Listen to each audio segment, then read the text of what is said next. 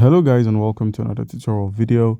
In this short tutorial video, I'll be showing you how to swap Solana to USDT in Bybit. Alright, so your first step would be to make sure you've opened up the Bybit centralized app. Once you've opened up the centralized exchange, make sure you have an account.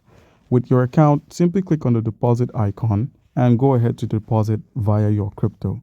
So let's say you're holding some Solana outside of Bybit, you could as well deposit this and convert it into USDT. Now, another option would be to click on deposit and buy with your MasterCard or any credit card of your choice. And you could buy directly, buy the USDT if you wish, or you could buy the Solana and convert it into USDT. Another option would be also going with the P2P trading, which is safe and secure on Bybit when your account is verified. So you could go ahead with that option. All right, so with your Solana on your wallet, head to the assets menu, click on funding. You'd find your Solana here or under unified trading.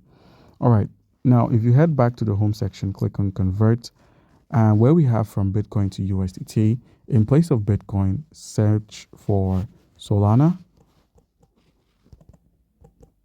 Click on Solana, and now you could enter an amount of Solana you'd wish to convert into USDT by simply clicking on quote and completing the transaction.